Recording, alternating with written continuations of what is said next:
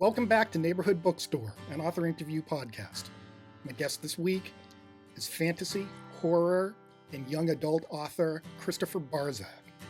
You know, the countryside is a very dark place at night, and there are all kinds of things that I was always spooked by when I was a kid. Hello, everybody, and welcome to your Neighborhood Bookstore podcast. I'm your host, Eric Harper. Co-hosting with me today is Craig the Caveman Duster, the owner and head ne'er-do-well at Pop Art Books and Culture in Boardman, Ohio, which is my favorite bookstore. And our special guest today is author Christopher Barzak. Hi, Chris. Hi. So, as is customary in this environment, we're going to embarrass you a little bit. So, Craig, would you do the honors and tell us a little bit about Chris's career? Absolutely. So today's guest is Christopher Barzak. Chris is the author of the novels One for the Sorrow, which was made into the movie Jamie Marks is Dead, The Love We Share Without Knowing, Wonders of the Invisible World, The Gone Away Place, and the upcoming novella A Voice Calling, as well as the short story collections Birds and Birthdays, Before and After Lives, and the just published Monstrous Alterations, which has the coolest cover I've ever seen. His books have received the Stonewall Honor Award from the American Library Association, the Shirley Jackson Award, the Crawford Award, the Whippoorwill Award, and have been placed on the Human Rights Campaign list of books for LGBTQ affirmative welcoming school libraries. His books and stories have also been finalists for the Nebula Award and the James Tiptree Jr. Award, now called the Sidewise Award. Yeah, bravo. Thanks for being here, Chris. Thank you. There's a lot of stuff. I didn't realize I'd accomplished that much yet. So, before we get to talking about The Gone Away Place, the book I want to discuss today, you also have had the honor and distinction of having a book banned recently.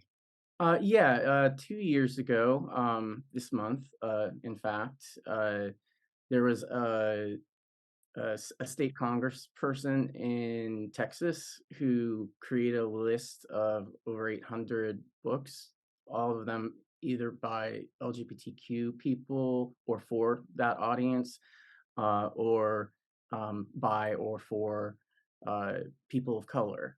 And this created a kind of chain reaction. And even though uh, some of the books on that list are still in parentheses on their chart listed as investigation pending, a lot of school libraries just pulled books just out of fear from something like that and trying to avoid any kind of disharmony in their communities. So it's been 2 years ago that it was banned, and then it was about 6 months after that it was one of those 30 books that the Human Rights Campaign selected for a book that should be in any LGBTQ welcoming school library. So a bit of a juxtaposition there, but I think It that's sounds like an honor to me. it is, yeah. Like the ban, I don't feel like honored by it, but I certainly feel honored by the Human Rights Campaign for sure. That the book in question was Wonders of the Invisible World, correct? Yes. What do you think the chances are that that state rep actually read the book? I really don't think that anyone who had anything to do with putting that list together read any of the books. Or if they did, very few of them. It's largely made up of books that have been, given some kind of an award, and the awards themselves identify you as a LGBTQ person, or that the book is for that audience specifically, or awards that have been given to books by and about people of color. So I really don't think anybody read over 800 books, to make this list. I think they went to websites that have these books listed on them because they've won awards that collect that kind of data, and that they took the data and just created a list and targeted those groups of people. in terms of a book that could be considered LGBTQ fiction, the main sin that it committed was acknowledging that LGBTQ people exist. Pretty much. Yeah, it's not there's nothing inherently outrageous about the book.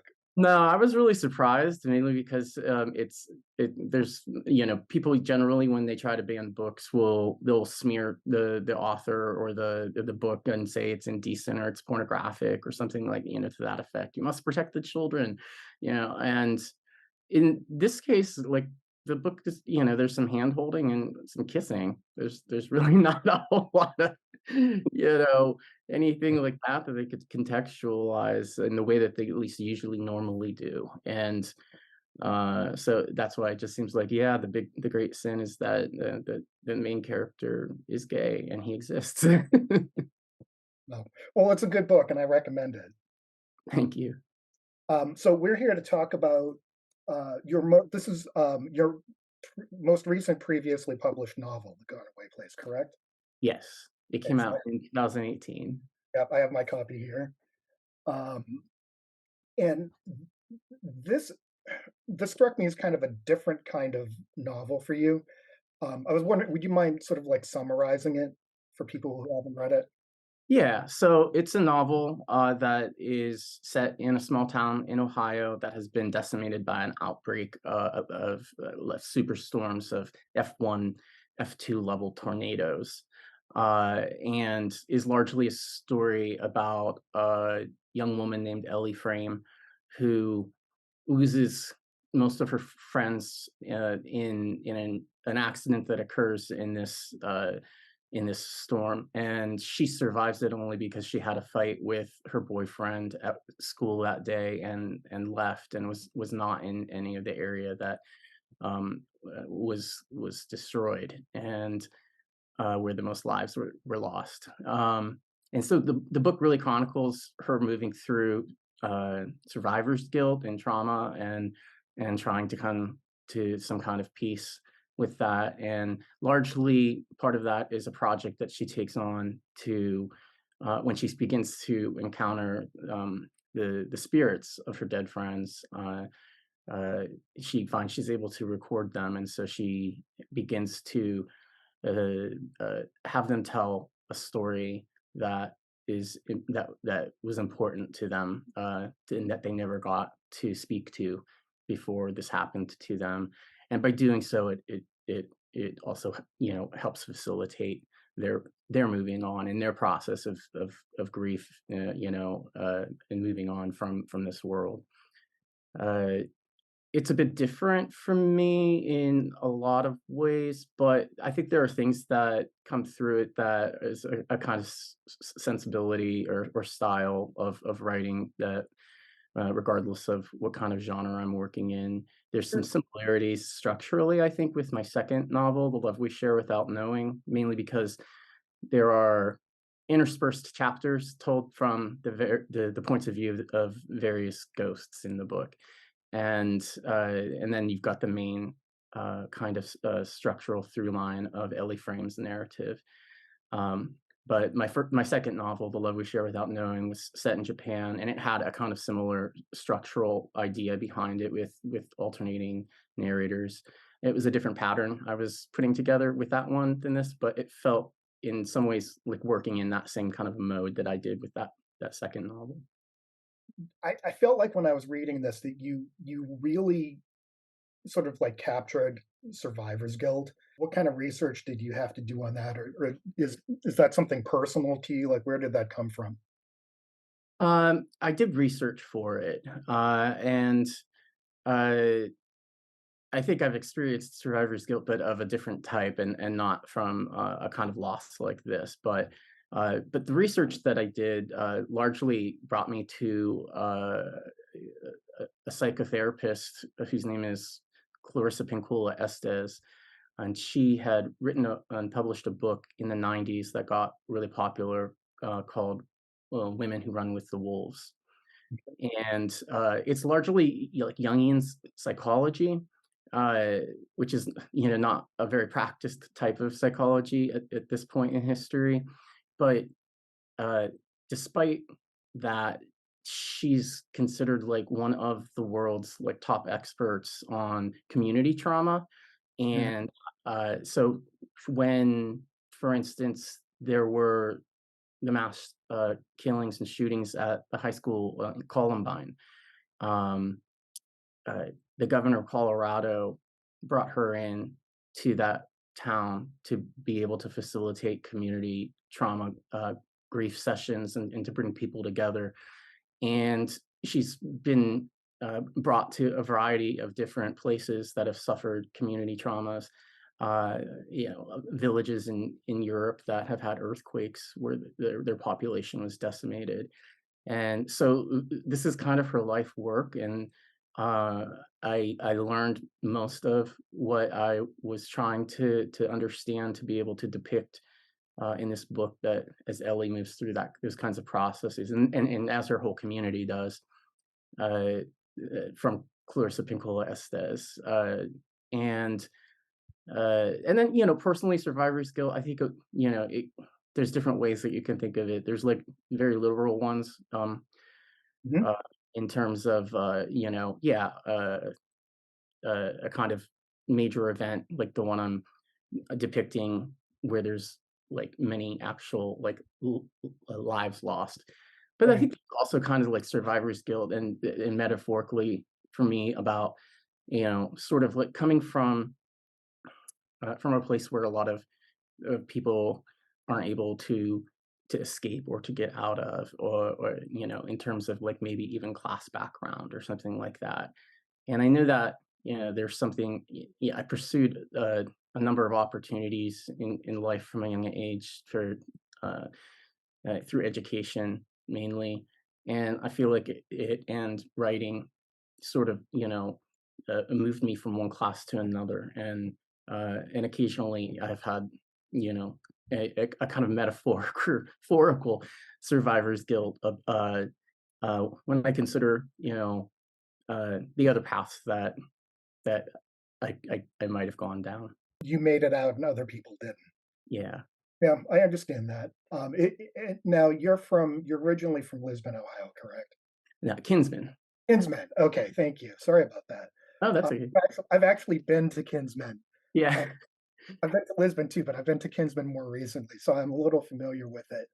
And it seems like a lot of your books have a small Ohio community that is a stand-in for Kinsman.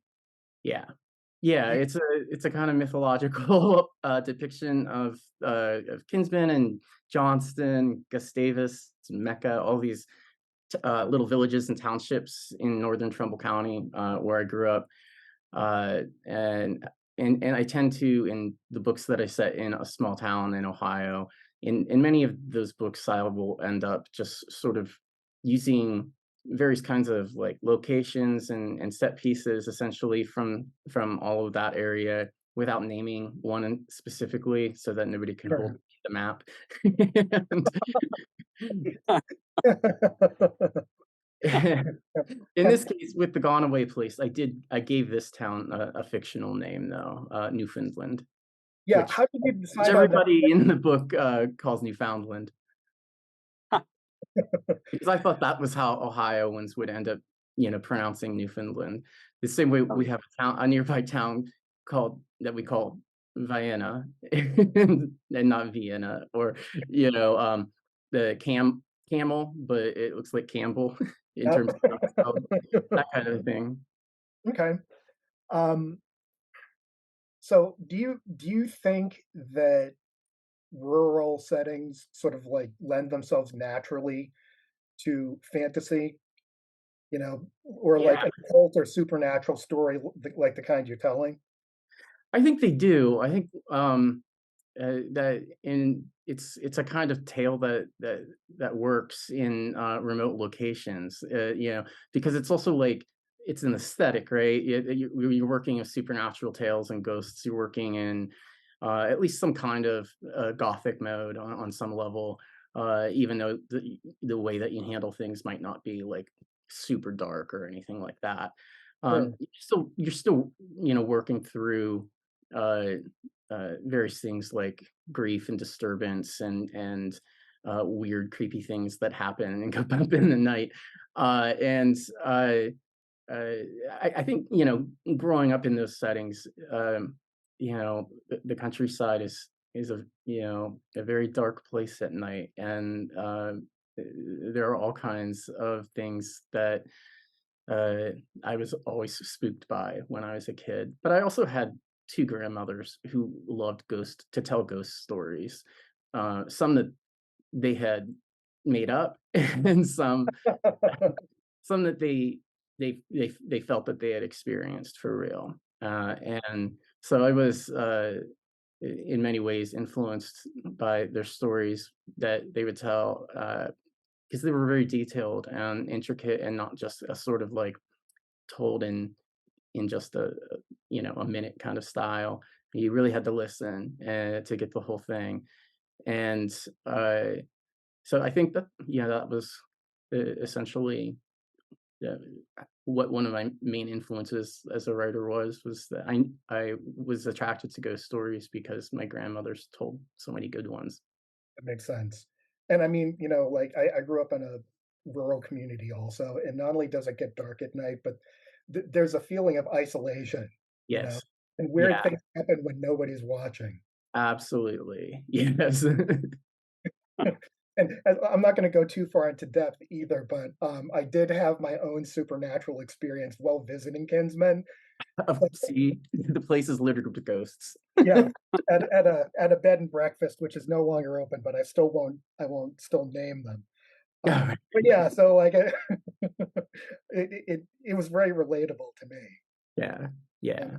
but I can't. I've read several of your books. They're all fantasy. They all involve ghost stories in some way, and Mhm. I still can't tell. And not that it's any of our business, but I still can't tell um, whether how deeply the author believes in the existence of these things or not. So, like, how much have you experienced, or how much are you open to the idea of the supernatural? I can't say that I've experienced much of it, but I'm certainly open to it. At least if they're friendly ghosts. I,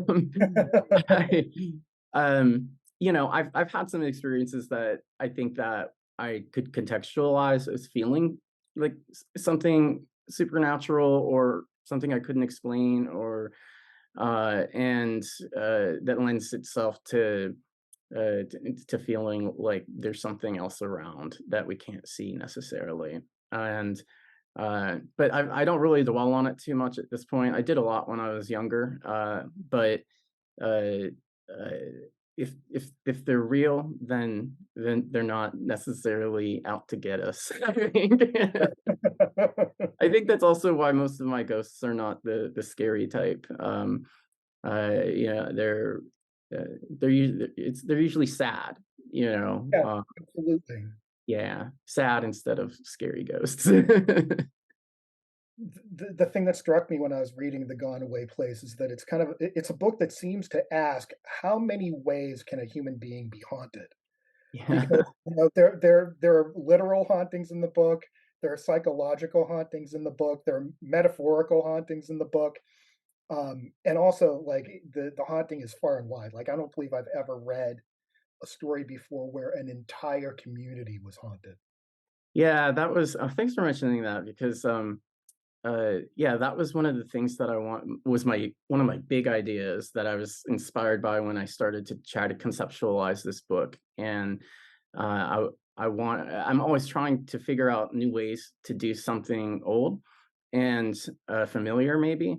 And I just kept thinking about ghost stories so much, since they're like my specialty. But I was thinking about how so often a ghost story is something that presents a supernatural force that presents itself to an individual, or maybe just a couple of characters, and then there's a lot of calling into question whether or not this is a real sort of, quote unquote, a real ghost, or, yeah, like you said, a psychological one, that either an individual is experiencing for some reason, or that a couple of people are, as a kind of mutual delusion, or problem that they're having.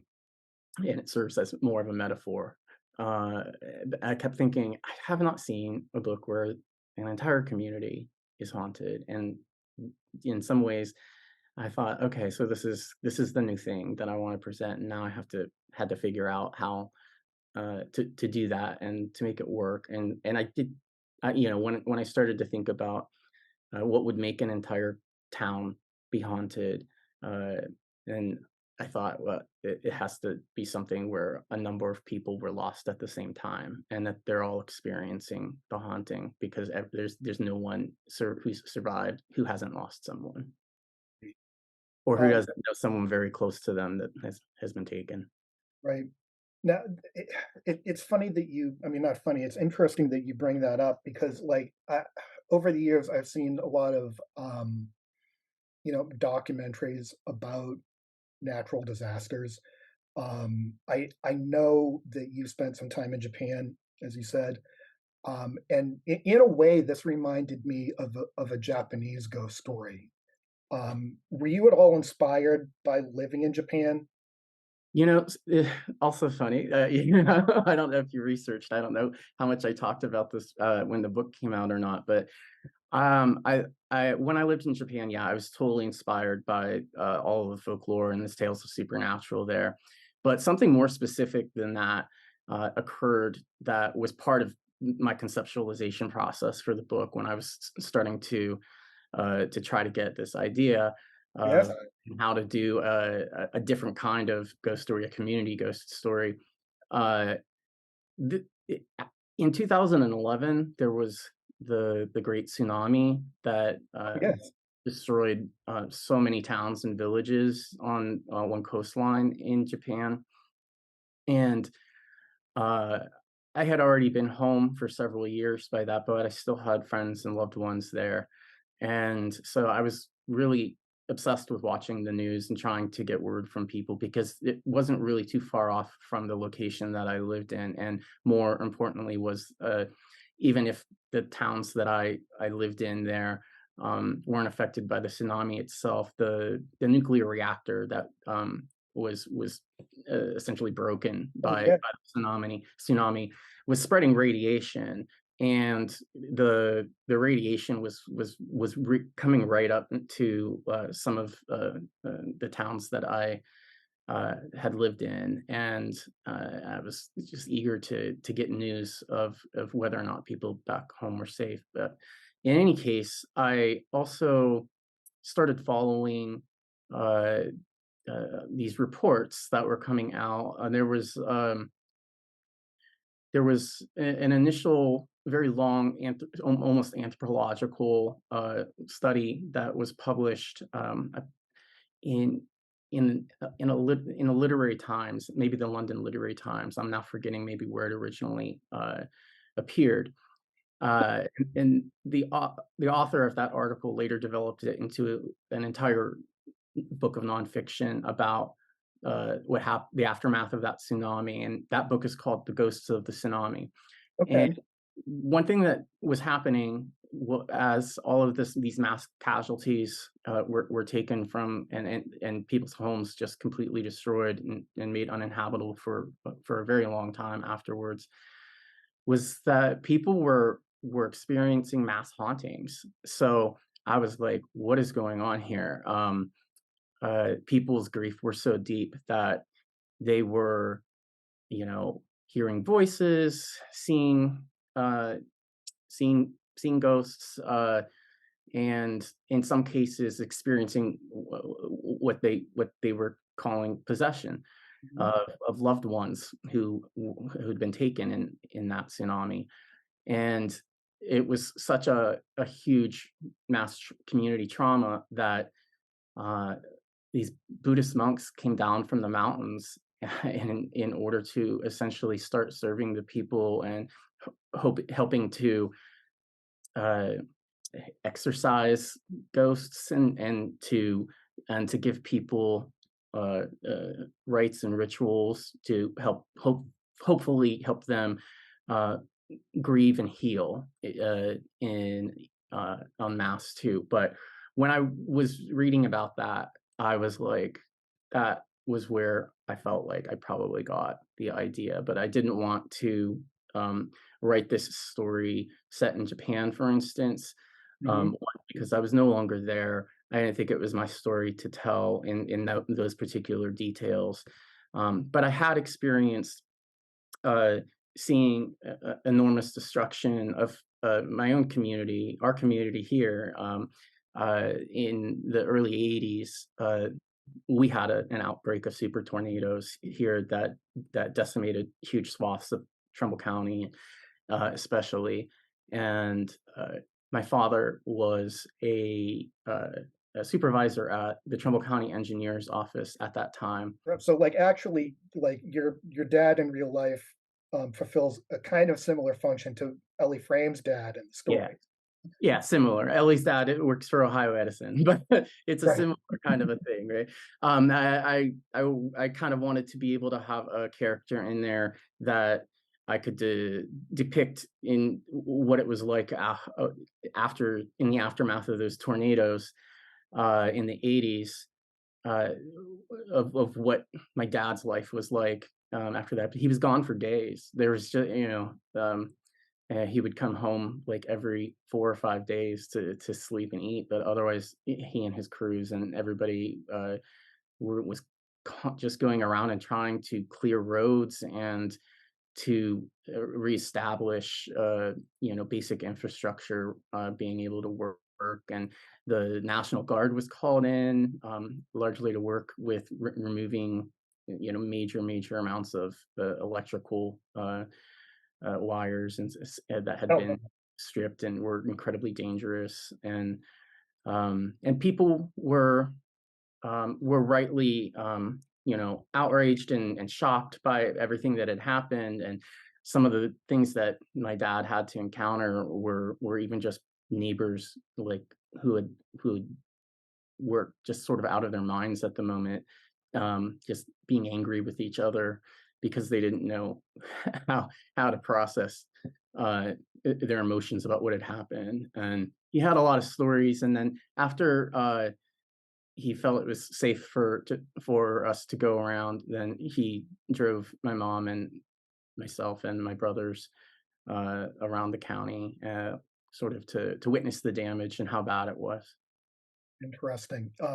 You've sparked two memories for me. First, my memory of the Japanese tsunami as it appeared in the North American press is probably what helped me to make that connection that you got the kernel of the story from, because I can remember after that disaster reading stories, probably in the New York Times or something, about some of the haunting phenomenon that occurred in that area.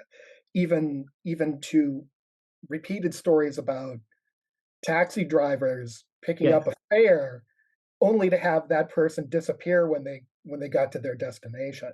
yeah, that was a very popular ghost. And, also, I'm not from Ohio originally, but my wife is from this area, so I guess I was recruited here, and she told me a similar story, that I'm remembering now, that after that outbreak of, superstorms in the '80s, her dad also, once it was safe, put the family in the car to look around and see what had happened. Yeah, it was immense. I had never seen anything like it, and haven't since. Not, I mean, not in person. It, it was amazing how wide ranging those tornadoes were, and I think there were like 32 of them, Oh, wow. Yeah. and they were all at on that scale, the Fujita scale, I believe it's called, of how we measure the strengths of tornadoes. They were all at that highest level, or maybe some just maybe at the one below. So they destroyed a lot of things. I can still remember a roller rink in Champion, Ohio, that just collapsed in on itself while they just pushed through, and tankers uh, of huge vehicles, that I can't remember at this point if they held any substances or not at the time, but that were just sort of picked up and thrown across the road, from the lot that they were stored on. And I had never is thought of something like a tornado having quite that amount of power prior to having seen what they could do afterwards. And uh, uh, I don't know if that was also a kind of influence on me, but like in terms of this book and with a lot of my other ones, when I was saying that I didn't really want to explore this idea in Japan and after the tsunami, but to bring it home and to dig through some of these memories, uh, that made sense to me once I started to think of a kind of a what if too. Uh, there were people who died in that outbreak of tornadoes in the 80s, but not to the same kind of level as the people who died from the tsunamis in Japan.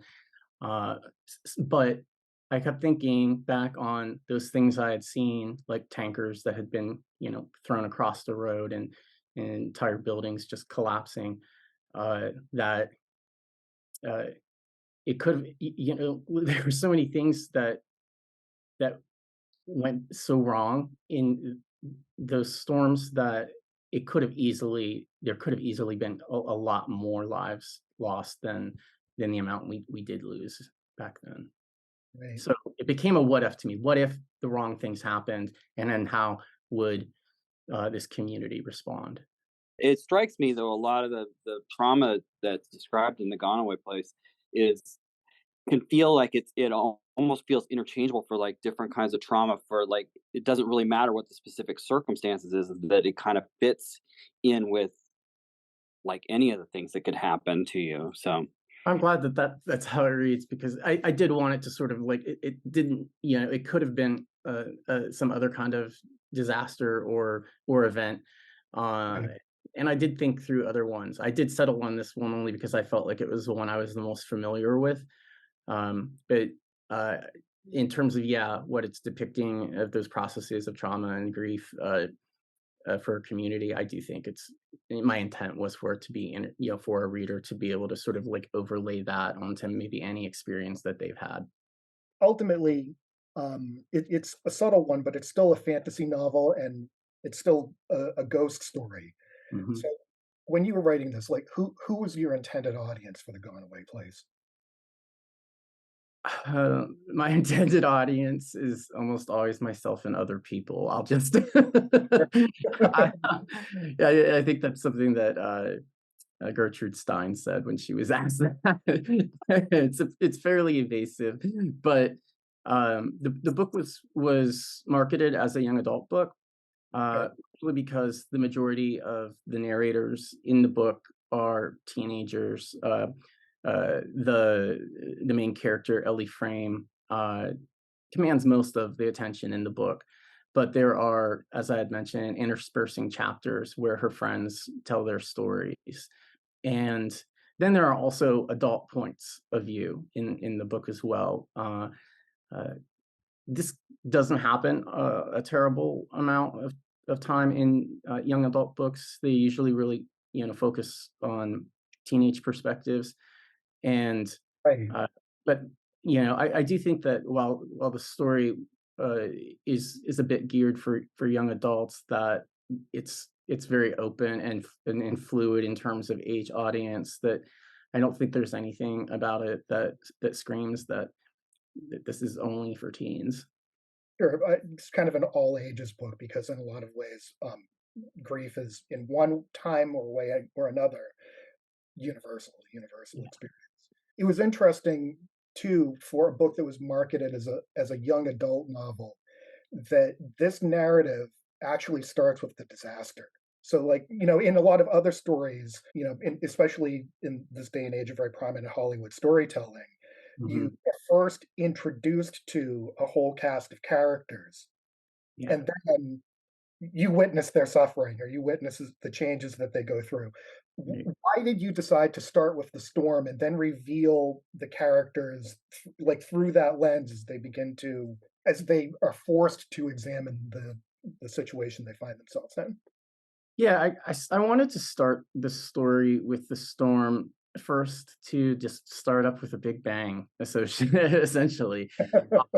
It's the inciting incident, as writers say, that change something that changes in the lives of the characters, that forces them to also change in some way, and or to grow or to heal in some cases. And so I essentially wanted to start with it, and I I wanted to put it up front instead of sort of like dangling it as some major reveal halfway through the book, because I think, I wanted this to essentially get right to the processes of the survivor's guilt and the trauma, and how people uh, pull themselves back together, both as individuals and as groups, uh, after something like this. So I felt like I needed the room, like, that the book is largely,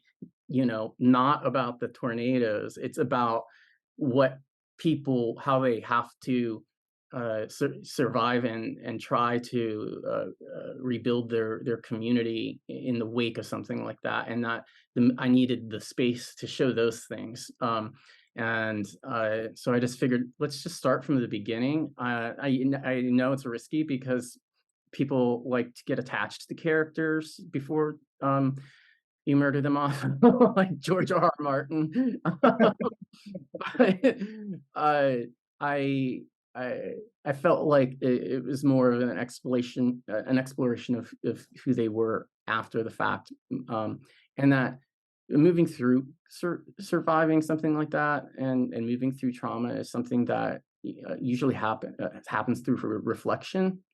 So Ellie's chapters in particular are often depicting her moving through those processes, and she has a really difficult time with it because she's also in denial on some level, and shock, and unable to really emotionally apprehend the immensity of what's happened until she then starts to see her friends and other people's spirits, and this then gives her a kind of, it gives her something to do to make her feel productive, and that she's able to help them in some way, and then that's her story of being able to move through those kinds of issues. Right, because I mean, like, she's an editor on her yearbook and a photographer on her yearbook, and so essentially what she does is she starts to collect the stories of the people who have died, Yeah. and it becomes a way to release their spirits, but also kind of, liberate the community because those stories are being told. They haven't really been cut off. Yeah, and that's something that I wanted to do. It was something that in my research with about Clarissa Pinkola Estes's methods, is that she would hold community, like essentially narrative therapy groups, where it was largely about finding other people who've been affected, by whatever event she had been brought in to help with in its aftermath, and getting people to tell stories about the people that they've lost, and that to be able to articulate it, to know that you have other people hearing the story, is important. And uh, so I kind of took that method and decided to literalize it as a literalized metaphor Yeah, of Ellie, yeah, gathering the stories of her friends who have passed away. right. Because in a way, that take is something that seems to reoccur in a lot of your books. You Yeah, know, the power of storytelling, and it makes me think again of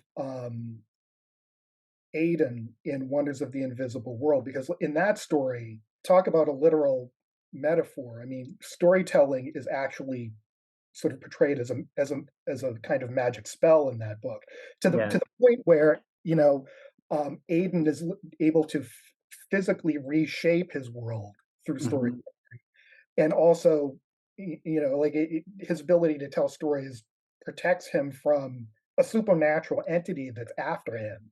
yeah. Where is that coming from? Like, why does that notion of the power of storytelling speak to you like that? I think it's just because I'm a writer. I've been in love with That was story. a jerk answer.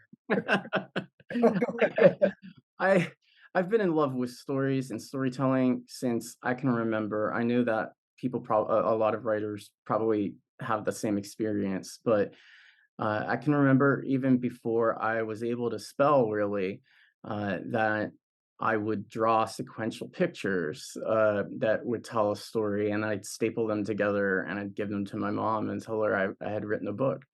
and, and then once I learned how to read and write, I stopped drawing and I started to write stories. Um, and uh, it's just always been an obsession for me. And I felt like, going back to the idea of growing up out in a rural area, that it was in some ways an isolating experience. I think you had mentioned it, how the feeling of isolation in those kinds of areas, and it was, and books were a way for me to not feel alone, to be able to read other people's stories, to be a mental traveler to other places, since my family weren't traveling types, and hadn't moved off of that land for several generations, but like literally not doing a lot of traveling in general and seeing the world. It was something I always wanted to do since I was a kid. I was completely captivated with other places. I could find them in books, and in some ways, I feel like uh, when I gave myself over to writing and storytelling as my pursuit in life, and it took me places. I don't know if how it happened, to be honest, other than um, I do think that when you give yourself to whatever it is that you're passionate about, that most likely there will be those things will open up a way for you. And in my case, it was stories and storytelling. Yeah.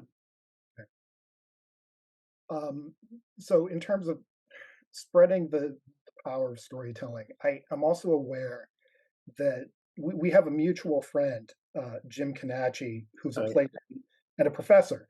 mhm. And I'm aware that he has written a youth theater adaptation of the Gone Away plays. Yes. How does it feel to have your work sort of run through someone else's lens like that? It was. I always love the process when somebody takes something of mine and turns it into an adapted version. And that happened with my first book. It was turned into a film called Jamie Marks is Dead, and then yeah, The Gone Away Place. Jim Canacci turned that book into a play. I always like to see what other people do with my work, because I don't work in the formats that they do, Right. and I'm happy to see my stories, transformed and told in other formats and modes. And I know it's a process that some writers don't really care for after they've experienced it, largely because there's changes that are made. But I really have gone into any kind of adaptation experience that I've had with my work, uh, fairly open, and with the idea that uh, I wrote the book. That's my version of it, and this this person's screenplay or this person's script is going to be how they see it, in some fashion, and it might not line up exactly. I know that some like readers or audiences sometimes become very protective of whatever the original thing is, and they don't like it when too much has been changed, or if it doesn't feel in the same spirit as the original. But I I I don't really have those kinds of hangups. I see it as a separate entity from what I wrote, and that adaptation is about changing something, and not just to the new format, but there will be changes made to the story because each format can't really deliver the story in the same way.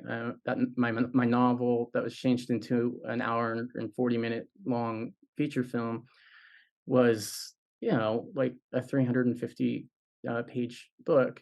You're not going to get it all into an hour and 40 minutes. And I just felt aware of that kind of thing with the movie. And when, with Jim, with the play for The Gone Away Place, I trusted him. He's a really great playwright. And I also think he did a really good job with it. When I was able to see it, when they produced it, I was really pleased. Jim actually did the very thing we're talking about.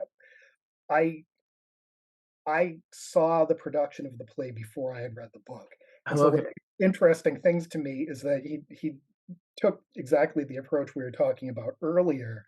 He he took time at the beginning of the play to establish Yeah. all of his characters, that Character. group of friends, so you have a connection with them before the tornado comes through.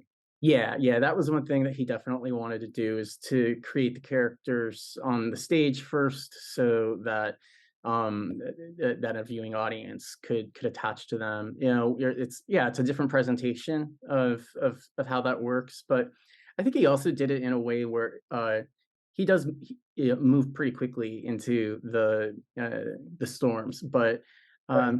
just really I think he added just maybe one or two new scenes to Yeah, establish characters a bit more for his audience, and what they would need from a stage presentation. sure. I mean, because like, stage is a visual medium in the same way Yeah, film is. A lot of what happens in The Gone Away Place is internal. So yeah, even though you're getting a lot of different characters' perspectives, it a lot of the action that's happening is inside themselves as they're realizing things and coming to terms with what's happened. So it's understandable that some of that would need to be externalized for the stage. yeah, yeah. It's a very psychological book, Right. and uh, yeah, not necessarily immediately set up for something like going to stage. I think that's why I like to work with prose narrative myself personally. Is I feel like um, I have uh, in some ways a lot more avenues to explore and how to tell a story. And whenever I've thought about dabbling with maybe writing a script of some kind, uh, I always hesitate and never actually do it, because I think through the format of how those stories that are done through scripts or visual mediums work, and I'm like, but I can't access their characters, their thoughts, everything has to be shown, you know, and like being able to make big leaps in time. In prose, you can sometimes do it just within a sentence, and uh, so I just feel like a more adept and graceful writer of prose narratives, and I feel a reluctance to work in scripts only because I want control of everything, Right. and Right. scripts leave a lot of white space for a director to and actors to interpret as well. Right, right. And I mean, also, that you have a lot of freedom to do whatever you want, and you Yeah. can write a book like The Gone Away Place, where a massive tornado comes through, lifts a tanker full of fuel up, throws it at a school and wreaks havoc. And Yeah. that, that's not necessarily possible in a stage play, and it would be very expensive in a film. Yes, it would. But you don't have to justify yourself in the same way that other people do. Right, right. Is that a play available for widespread production? Like, I know that was produced locally. Would you like to see it picked up and done elsewhere? I mean, if yeah, I would be happy if there were other school systems that wanted to produce that play. Absolutely. Nice. Now, I want to ask you a question, and I don't want to come across as rude, but this is a curiosity that I have. I have an impression that I don't know if this is accurate or not, but I have an impression that The Gone Away Place, when it was released, didn't make the same degree of splash that some of your earlier books did. Am I crazy? No, yeah. it did not make as big of a splash, although, it had its readers. I think in some ways that it And had. I know it went back for a second printing. They did initial Yeah. Yeah, but it had its, its initial readers that, it got great reviews and then won the Whippoorwill Award. So Right. I know that, there are people out there reading it, but I do think in terms of the kind of like, in terms of like how much notice it was getting, was probably more similar to my second novel, The Love We Share Without Knowing, which also didn't make a huge splash, although had a lot of critical reviews that were really positive and raves. I think in some ways that, and when I talked about earlier in this podcast, the similarity that I felt that The Gone Away Place has in terms of its structure and delivery to The Love We Share Without Knowing. Um, I think it's a kind of structure that is possibly unappealing to some readers that want a more traditional structure uh, Right. and just one focus and sort of like one storyline, and doesn't want that someone who doesn't really want to diverge into other kinds of multiple perspectives, and that uh, I think that was probably one of the things that might have been a hang up with The Love We Share Without Knowing, too, not getting as perhaps as much notice as my debut, One for Sorrow. But also, no matter what, uh, no book in a writer's career gets more notice than their debut book. There's all kinds of magical energy that surrounds debut novelists and their first efforts, and so there's almost always like way more Oh, attention yeah, given of to a course. first timer, and then they even call it in the publishing industry. You have the sophomore slump. Sure. Right. Yeah. uh, That's real. That's true. yeah, and uh, so I think there's a lot of factors like that. Yeah, I mean, I was curious, but it's no reflection on the quality of the work Yeah, itself. yeah. Thank you. I wondered a couple of things. I wondered first, because it was marketed as a young adult novel, um, it, I wondered if it's possible um, that at first glance, a young adult readership might not realize the ways in which they could relate to this narrative, because it deals with grief in a very real way that I related to, Yeah. and I want to emphasize, when I was reading this, I did something that I don't often do, which is I underlined passages in the book because they spoke to me. Um, Thank you. That's oh, the thank you. kind of thing I want to hear. So I wondered that because a lot of times, say, young adults that are in high school, you may have the tragedy of your graduating class where you have a couple of students who die in a car accident or whatnot. Yep. Not that that is in any way, less of a valid experience than what happens in the Gone Away place, but that maybe at first glance, a disaster that is as far-reaching as the one that's presented in the Gone Away place Mhm. might not be as accessible to a North American market as it would be in other parts of the world where they've had to deal with massive loss and destruction. Yeah, I think that that's a possibility too. And yeah, and I think that's why when we were talking about like who was the intended audience for the book, and my evasive answer is myself and others, that I do think that Yeah, the book and has me. perhaps some reading protocols too that perhaps young adults might not have been introduced to yet in terms of reading styles and how to read books that do have sort of divergent narrative structures. Uh, I spent a lot of time teaching creative writing and literature at Youngstown State University, and one of the things that I do notice is that in some ways, um, students that at least anecdotally, many of the ones that have mentored and taught, often have a kind of homogenous reading background.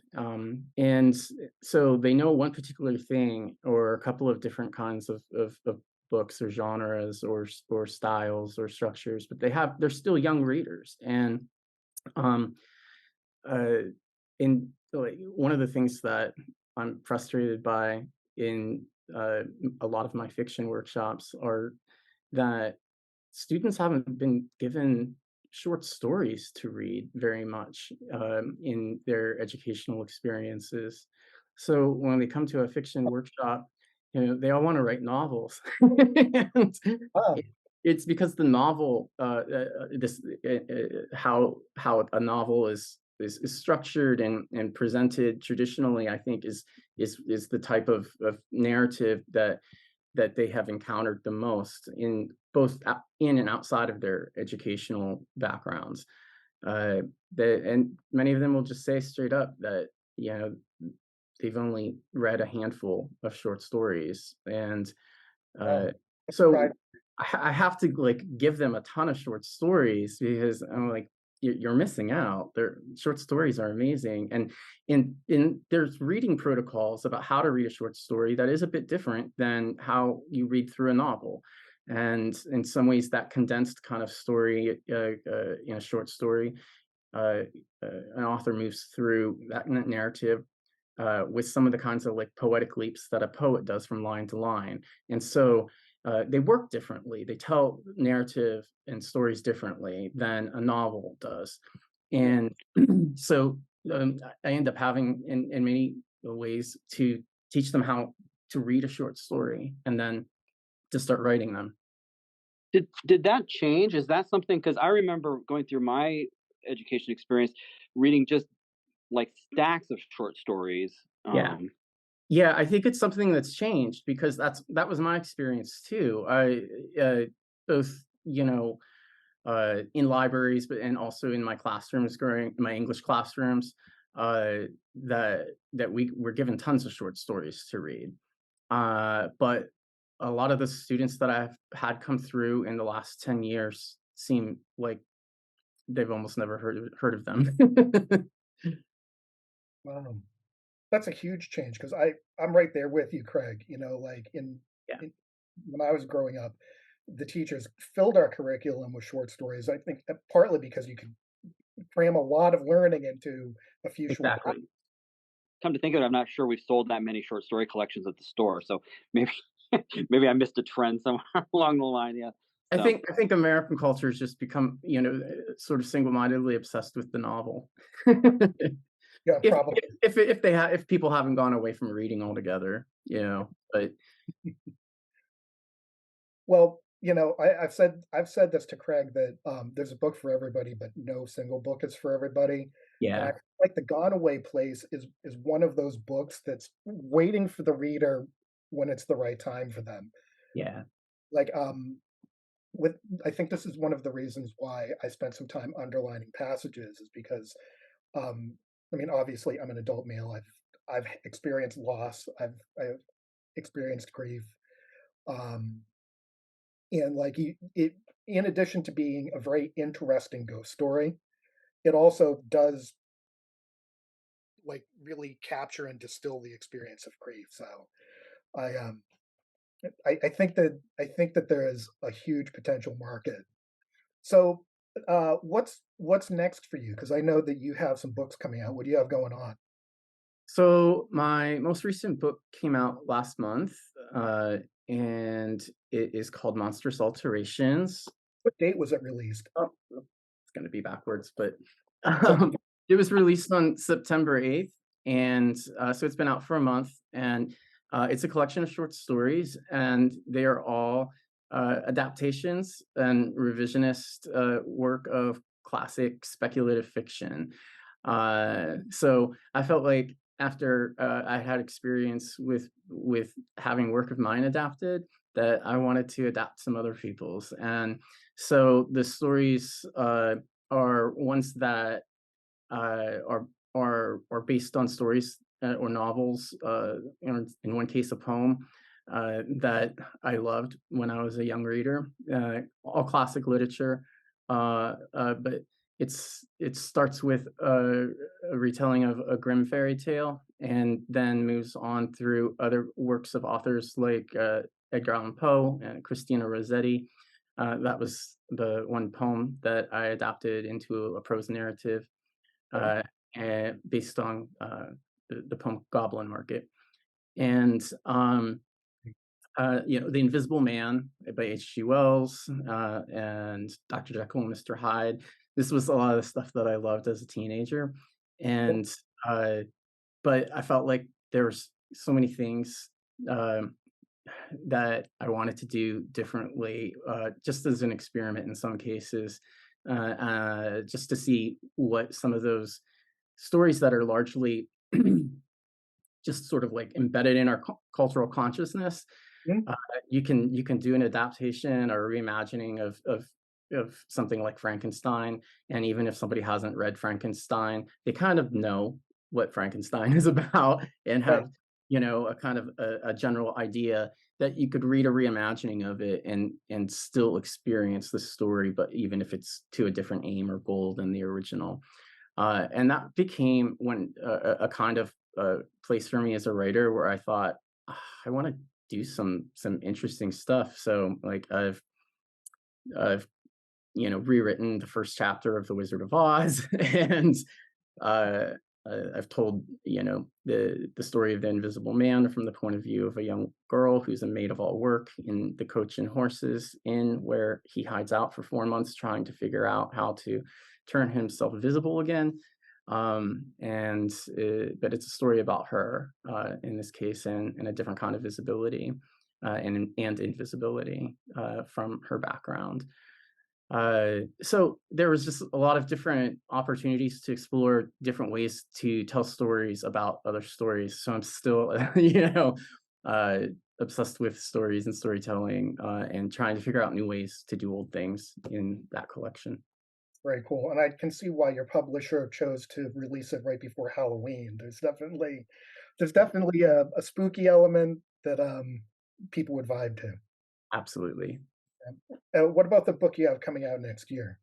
Oh, so that's a novella. It's called A Voice Calling, and it's a ghost story, and it's an expansion of an earlier story that I had published. I think maybe around 2007, much earlier in my career as a writer, and uh, there were aspects of this story that I felt like I didn't get told eh, when I was writing the original one, largely because it was difficult to publish novellas back then. That's a form of narrative length that is now going through a huge revival, at least in the genres of speculative fiction.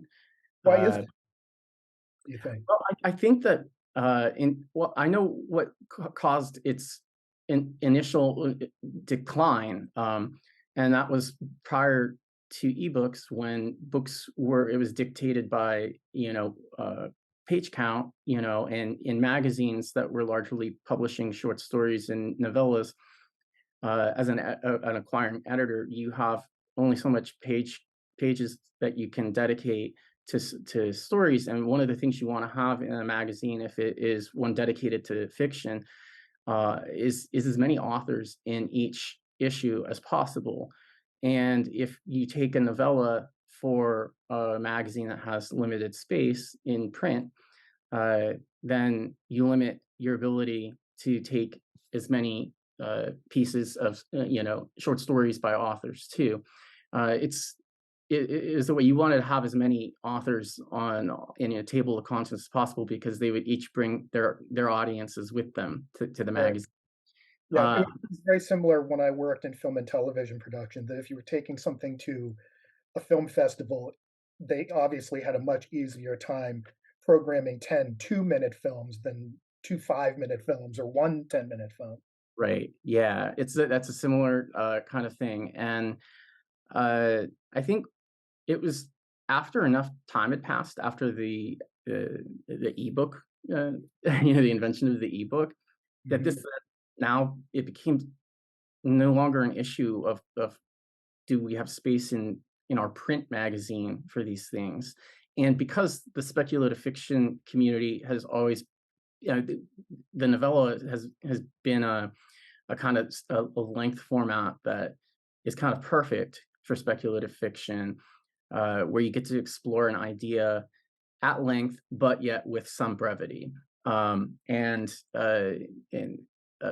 I think that's why the speculative fiction community, once we had ebooks and other ways of delivering books to people without those kinds of limitations of print copy, as soon as that was realized, then they were a lot of small publishers have popped up, but then also large publishers are cutting in on the market. Like Tor.com publishes a line of really popular novellas, Nice.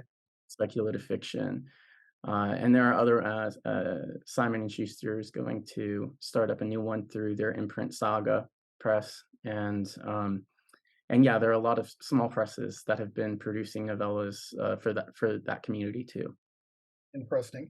That makes sense because with the ebook market, publishers don't have to justify the length of the book Right. because the price is very, competitive, as opposed to a paperback that sits on the shelf where it's like, if you're going to charge $11 for it, people better feel like they're getting their money's worth. Yeah, that's what it's that I want that novel, Right. Yeah. It's also cool though that like there's an expanding market in, like fantasy and science fiction for the novella because so many books in that market are not just novels, Yeah, they're giant novels, yeah, exactly. It's 800 or 1,000 pages long. Yeah, especially when you get into the sort of epic fantasies. Yeah, absolutely. Um, but yeah, so that novella is A Voice Calling, and I ended up expanding it from notes that I had. I had written a much longer version as a novella, probably around 2005. And then, yeah, I had writing mentors that said, this is really good, but you probably should try to cut it down into a short story just because you'll have an easier time finding a place for it, which I did. And uh, they were correct about that. Uh, Um, Once I was given the opportunity to write a novella for a new line of novellas from Psychopomp Press, and to be the lead off for that line, I decided to go back to that story and to restore it. The only novella that I had written, because I hadn't written one ever since, mainly out of a sense of practicality. But now uh, I could write in that form and not feel like I have limited markets. that's really cool. Yeah, I'll look forward to that one too. Well, before we go, this is a wild card question, and I want to preface it by saying I don't actually believe in guilty pleasures. I like what I like, and I really don't apologize for them. And I know that at the bookstore, Craig does not believe in gatekeeping. It's a very, open and welcoming place. Nevertheless, Chris Barzak, what are your guilty pleasures? My guilty pleasures. Oh gosh. My guilty reading pleasures. Any reading, but also maybe television. Like I'll tell you right now, when I want to relax, I watch Murder She Wrote, and I don't feel bad about it. I am obsessed with RuPaul's Drag Race, and I've seen every season, and have also been watching a lot of the seasons that are in the franchise now and opening in other countries. And it's a TV show that makes me laugh and makes me happy, and it has sustained me for many years now. And uh, uh, but other than that, I mean, I'm also a sucker for historical, like period pieces. Okay, I love historical novels and I love historical period piece films. And like what? uh, so one of my favorites is Portrait of a Lady. Okay. Uh, so based on the Henry James novel. Hmm. Uh, and then I was obsessed with that series that Max had put out, and I'm hoping that they still continue. And I'm failing to recall the name of it. It was set in like like the Reconstruction era, post Civil War, New York, uh, and Meryl Streep's daughter is like one of the main leads in it. And why am I not recalling the title of this show? It's It's not been the Nectars because that was Victorian England, correct? Yeah, that one would have been in Victorian England, but this was set more like in New York. And now I feel awful that I'm forgetting its title. Max and Meryl Streep's daughter is the main lead. Yeah, well, we can Google it. Yeah. Well, thank you very much for being here. I guess I want to ask you, since we all know each other in person, I have a physical copy of the book. Are you able to make some copies of The Gone Away Place available at Pop Art Books and Culture so that when people see this and there's an explosion of demand that they can go to Craig's shop and get it? Absolutely, I could do that. Absolutely. Excellent. I I bring appreciate it that. back in. Well, Craig, before we go, why don't you tell us a little bit about the store? Well, Pop Art Books Culture is a primarily used. We do a little bit of new bookstore. There's about 1,800 square feet. We have about 10,000 different things to read. We're located at 6949 Market Street in Boardman, Boardman, Ohio. You can check out our website, popabcstore.com. We've got a little bit of everything. We don't, like you mentioned, we don't gatekeep. So we have nonfiction, we have kids books, we have romance, we have westerns, we have self-help and history and you name it. I mean, if you need a book of limericks, I probably can find one for you. So we've got tons of stuff here. So yeah, please come buy some books and help me clear some shelves. Now, Craig, correct me if I'm wrong. You told me that your best-selling categories are classics, but also the Twilight books. Is that correct? Well, yeah. So I mean, we we have a. So I mean, when I opened the store, I thought it would primarily be like romance and detective fiction because of the area we're in, Youngstown, so it's a little bit older community. It's not. It's like horror and science fiction and fantasy books and yeah, and our best selling book has been Twilight. So we do every time that one comes in, it's usually gone within a couple of days, and it's like, and it doesn't matter. There's no demographics to it. It's everyone from grandmothers to soccer moms to 19-year-olds to like somebody's mom's like, oh, you should read this, like 15, 16-year-olds. And I'm like, I don't know, should you? But yes, at the same time, it is probably our best selling book by a lot. So yeah. Amazing. Well, that's Yeah. good. No gatekeeping. I don't believe in guilty pleasures. People like what they like. Exactly. So, Craig, you also is it bookshop.org or Exactly right. So on bookshop.org, which was conceived as an alternative to Amazon. So it is an online store, but you can designate a physical store as your local bookstore or as a bookstore you support, and then they get a small cut of each one of those, each one of the pieces that are a little commission for each one of those. We have a section of local authors. Chris's books are listed there. I've also in the past, Chris, anybody who ordered a copy of Monster Solutions also can come into our physical store here and pick out any hardcover that they want, any of our regular priced hardcovers for free. And all you have to do is say, I bought Chris's book online, and we're happy to do that, so yeah. that's awesome. Everybody go get a free book. Oh yeah, I'm going right now. Right. Well, guys, thank you so much for being here. I really enjoyed chatting with you and catching up. This was a lot of fun. Thanks for having me. It's been fun. And that's our show. 2 reminders: Chris Barzak's book, Monstrous Alterations, is out now, and his next book, A Voice Calling, comes out March 19, 2024. Also, quick Google search confirmed that his favorite TV show is The Gilded Age on HBO, created by Julian Fellows, who also created Downton Abbey. Until next time, as always, support your local used bookstore, read books, and read Christopher Barzak's books.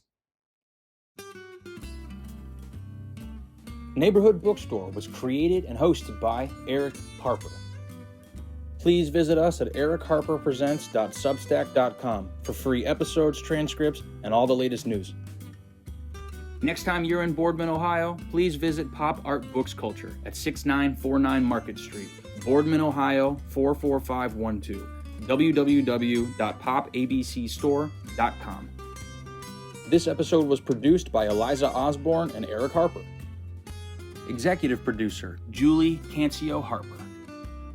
Narration by Adam Fetterman.